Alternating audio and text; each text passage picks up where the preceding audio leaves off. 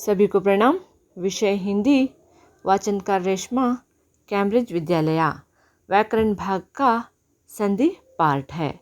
तो आज हम संधि के बारे में विस्तार से जानकारी प्राप्त करेंगे। आज आपके लिए संधि जो है बहुत ही महत्वपूर्ण है। देखिए, संधि की परिभाषा। संधि शब्द का अर्थ है मेल दोनों निकट वर्णों को परस्पर मेल से विकार होता है या परिवर्तन होता है, वह संधि कहलाता है। जैसे सम प्लस तोष संतोष, देव प्लस इंद्र देवेंद्र, भानु प्लस उदय भानुदय। यानी सम में स और मा में जो आखिरी वर्ण है, जो पहला शब्द का आखिरी वर्ण और दूसरा शब्द के जो पहला वर्ण है, दोनों के यहाँ पे मेल से जो होता है संतोष हो जाता है, यानी परिवर्तन होकर वह संतोष होता है। वैसे ही देव प्लस इंद्र, देव शब्द का दूसरा वर्ण जो आखिरी वर्ण और दूसरा शब्द इंद्र का पहला वर्ण, दोनों के वो और ई जो है एक की मात्रा से उच्चार होता है। जैसे देवेंद्र। और जो है भानु प्लस उदय। भानु शब्द का आखिरी वर्ण ना के साथ ऊ जुड़ा है, प्लस उदय। उदय में पहले शब्द में उदय के पहले वर्ण है ऊ प्लस ऊ के जुड़ने से बड़ा ऊ बन जाता है, यानी भानुदय। वैसे ही शब्द संतोष, भानुदय, ऐसे शब्द बन जाते हैं। तो अब हम संधि के भेद के बारे में जानकारी करेंगे। संधि के भेद। संधि के 3 प्रकार के होते हैं: स्वर संधि, व्यंजन संधि, विसर्ग संधि। इसके बाद में संधि। स्वर संधि दो स्वरों के मेल से होने वाले या परिवर्तन को स्वर संधि कहते हैं। जैसे उदाहरण, विद्या प्लस आलय, विद्या जोड़न विद्यालय।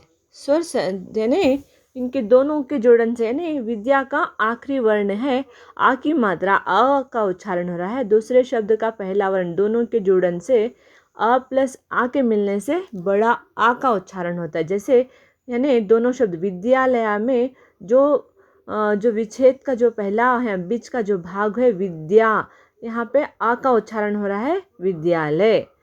इन दोनों जोड़न का जो पहला जो ये शब्द के बीच का उच्चारण होने वाले शब्द को हम संधि कहते हैं।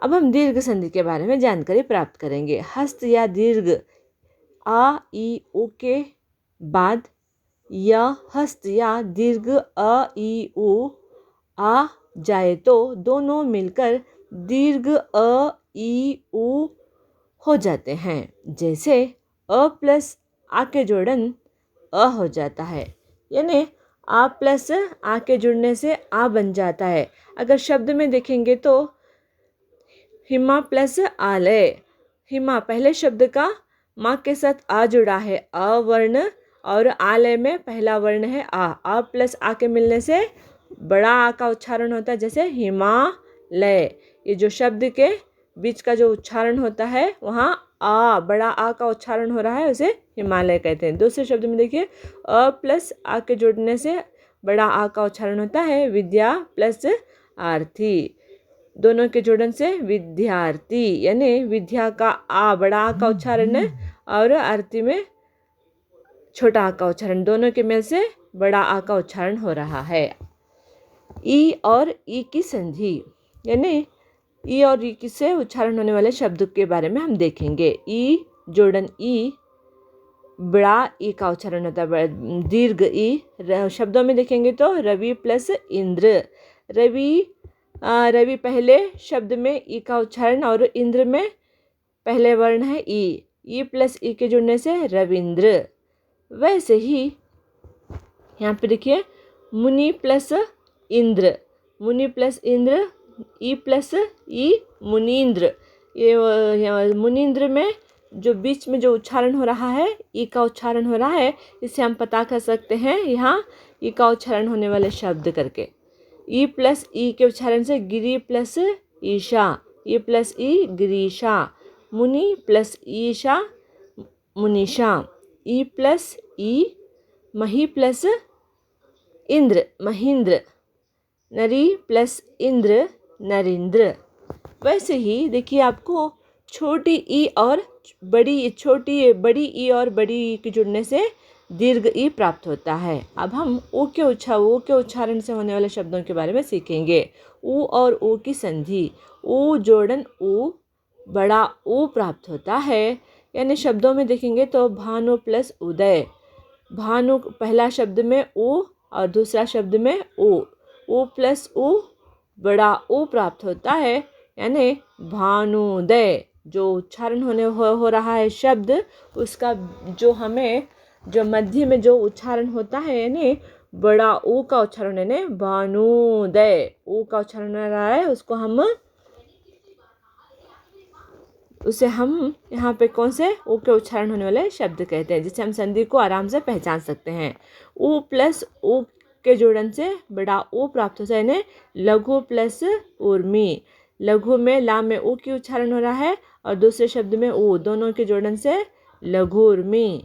जैसे सिंधु प्लस उर्मी, यानी सिंधुर्मी। ऊ प्लस ऊ, वधु प्लस उत्सव वधुत्सव, वधु प्लस उल्लेख यानी वधुलेख।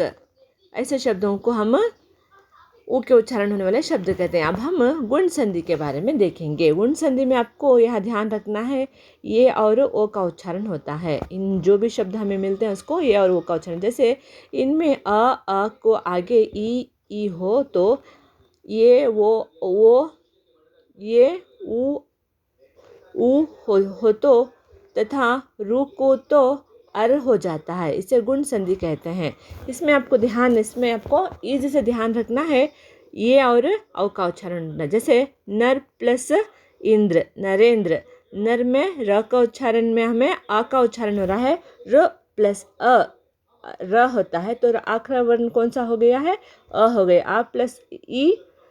आ प्लस ई के जुड़ने से कौन सा उच्चारण होता है, ए का उच्चारण होता है, जिसे हम नरेंद्र कहते हैं। ए का उच्चारण होने वाले शब्द कौन से, किस संधि का उदाहरण है, गुण संधि का उदाहरण है। वैसे ही महा प्लस इंद्र, महा में अ का उच्चारण प्लस ई, आ और ई के मिलने से ए का उच्चारण होता है, दोनों के शब्द जुड़ने से महेंद्र, ए का उच्चारण हो रहा है, और कौन सा संधि है, गुण संधि है। वैसे ही नर प्लस ईश, नर र में आ के उच्चारण हो रहा है और ईशा में पहला वर्ण ई, आ और ई नरेश, यानी एक का उच्चारण हो रहा है, ये कौन सा संधि है, गुण संधि। और हम देखेंगे ज्ञान प्लस उपदेश, अ का प्लस आ प्लस उ का वो मिलने से ओ होता है, आ प्लस उ के मिलने से वो होता है। यहाँ पे उच्चारण ज्ञानोपदेश, यानी ज्ञानोपदेश में आपको हमें ओ का उच्चारण हो रहा है, उसको हम क्या कहते हैं, गुण संधि। अब हम इन संधि में वो और अर का उच्चारण होने वाले शब्द भी, हम गुण संधि में वो और अर का उच्चारण भी होते हैं शब्दों में, उसको भी हम गुण संधि कहते हैं। जैसे जल और मी, जल प्लस और मी जलोर्मी, महा प्लस और मी महोर्मी, देव प्लस ऋषि देवर्षि, महा प्लस ऋषि महर्षि। जैसे आपको मैंने यहाँ पे कहा है, संधि का अर्थ है जोड़न से जो उच्चारण होते हैं, जो जोड़न होने से शब्द का उच्चारण से जो हमें विकार होता है उसको हम संधि कहते हैं। मेल से जो आवाज़ आती है उसको हम संधि कहते हैं। जैसे जल, अ प्लस उ को मिलने से क्या होता है, ओ का उच्चारण होता है। अब हम वृद्धि संधि के बारे में जानेंगे। वृद्धि संधि में आपको आई और ओ का उच्चारण होता है, सिर्फ आई और ओ का उच्चारण होता है। जैसे यहाँ पे दिए गए हैं, अ क आ का ए आई से मेल होने पर, आई आ क ओ औ से मेल होने पर औ हो जाता है, इसे वृद्धि संधि कहते हैं। अभी जैसे इतना ध्यान रखिए कि आई और औ के उच्चारण होने वाले शब्द को हम वृद्धि संधि कहते हैं।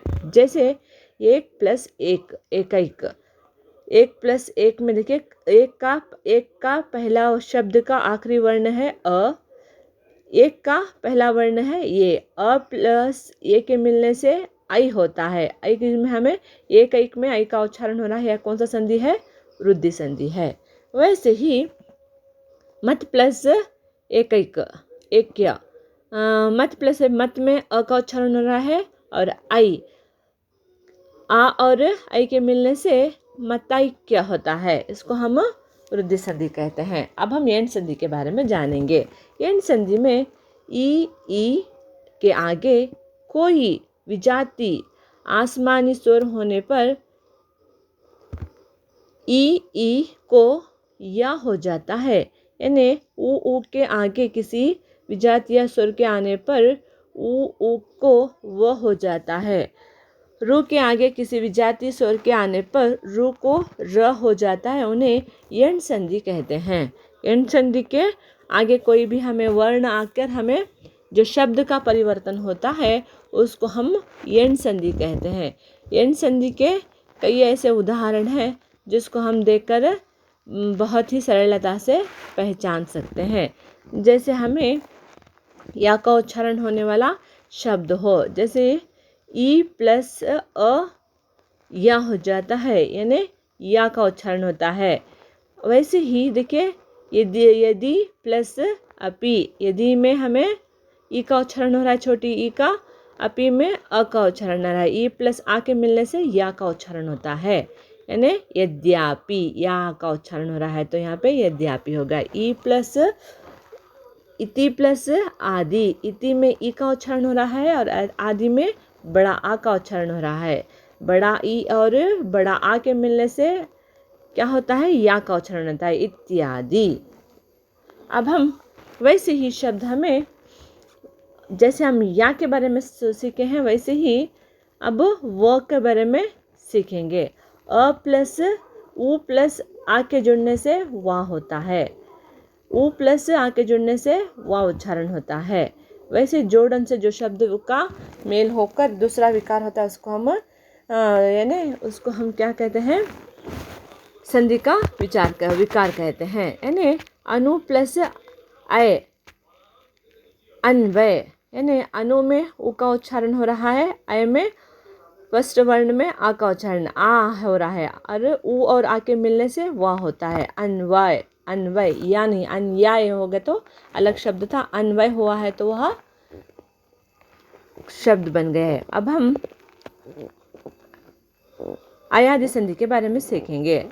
ये आई और वो औ से परे किसी भी स्वर को होने पर क्रमश अय औ और औ को हो जाता है। इसे हम इत्यादि अयादि संधि कहते हैं। ये प्लस अ यानी अय होता है। ये और आ के जुड़ने से अय होता है। आई और आ के जुड़ने से भी बड़ा थोड़ा सा दीर्घ अय होता है। औ और आ के जुड़ने से औ होता है। औ और आ के जुड़ने से औ होता है, यानी दीर्घ औ होता है। औ और ई के जुड़ने से आई होता है।